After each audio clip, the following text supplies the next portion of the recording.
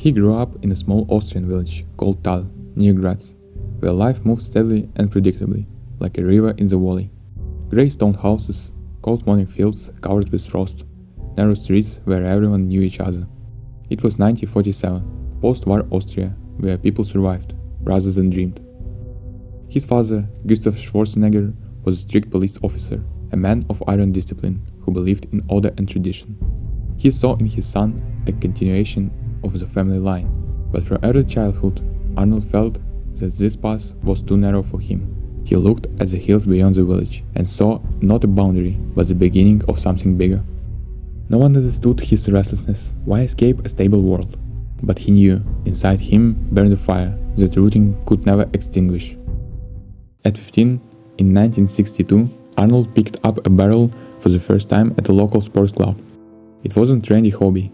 At the time, bodybuilding seemed exotic, something like a circus act, but for him, it became a revelation. He saw in iron not just metal, but a tool for transformation. Training began as an interest, but quickly turned into obsession. He wasn't chasing quick recognition, he was chasing strength.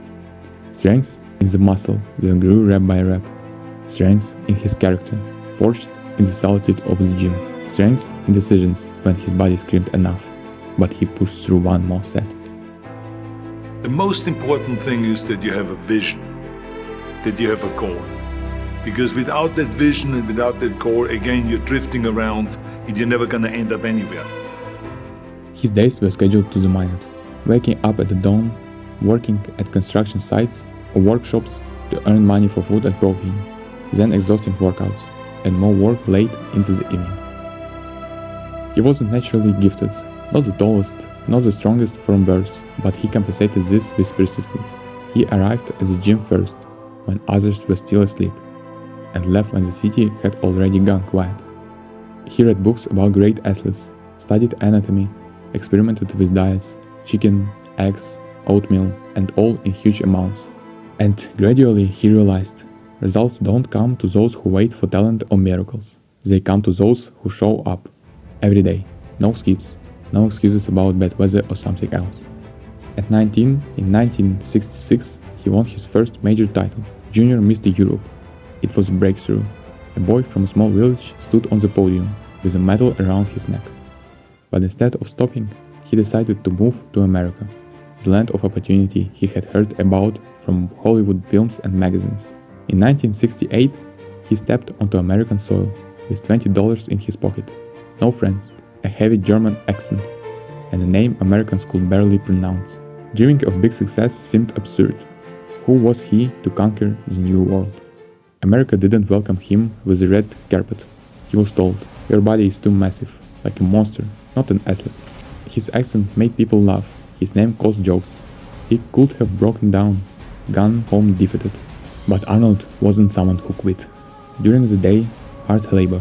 In the evening, English lessons through radio and books. And he trained even harder. 6 hours a day, 6 days a week. He understood, in this world, the winner isn't the one who shouts about dreams, but the one who moves forward quietly and consistently. His efforts paid off. In 1970, at the age of 23, he won his first Mr. Olympia, the absolute peak of bodybuilding, and then he repeated it 6 more times, from 1970 to 1975, and again in 1980. The world of muscle belonged to him. He became an icon, a man whose physique inspired millions. But Arnold didn't stop. He saw in himself not just an athlete, but an actor. Transitioning into film seemed insane. Bodybuilders weren't movie stars. Hollywood greeted him with skepticism. "You're too big for the camera. Your accent sounds like a joke, and your name won't even fit on a poster."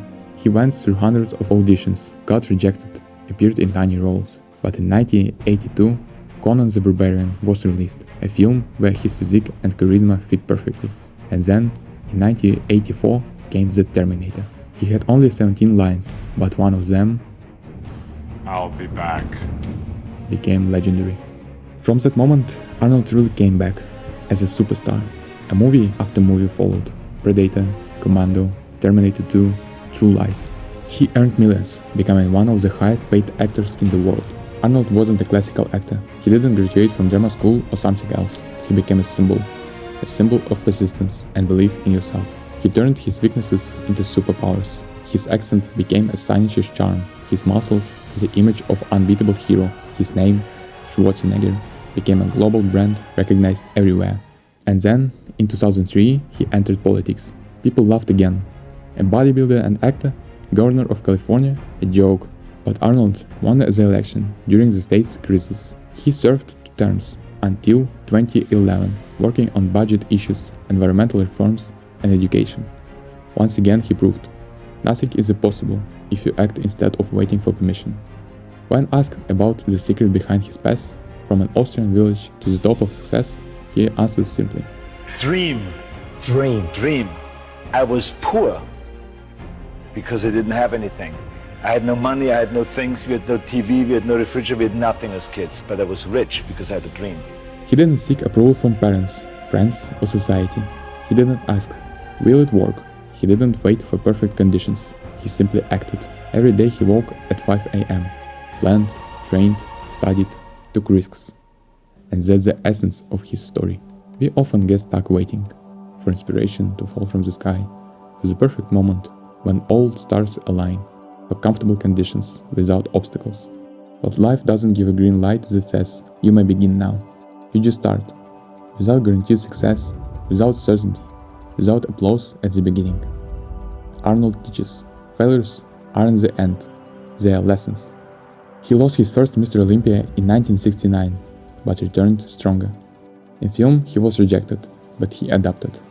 Arnold says, People always come up to me and says, why are you smiling? You're working out 5 hours a day. You're doing the same as the other guys, but the other guys have a sour face. They're pissed off that they have to do another rep. Why? Because I knew that every rep that I did and every set that I did and more weights that I lifted, I get one step closer to turning that vision into reality. He lived exactly like that. From a humble village in Austria to the bodybuilding hall of fame in Columbus. From the gym to Hollywood screens, where his films earned billions. From Hollywood to the governor's office of the most populous US state. And then into business, investments, books like the new Encyclopedia of Modern Bodybuilding and motivation speeches around the world. And none of it happened because of luck or connections. It happened because of daily choices. To get up when you want to stay in bed. To work when others rest. To believe in yourself when no one else does. Today, his story isn't just a biography of success. It's a reminder that no starting point defines your finish. It doesn't matter where you're from. A poor family, a foreign country, with an accent, without education. What matters is how far you are willing to go, how much pain you can endure, how many times you will rise after falling. Anyone can follow a path like this. If you stop making excuses like I don't have time or it's too hard. If you stop waiting for the right moment, which will never come. If you just start doing, step by step, day by day. And then, just like Arnold, your dreams becomes reality.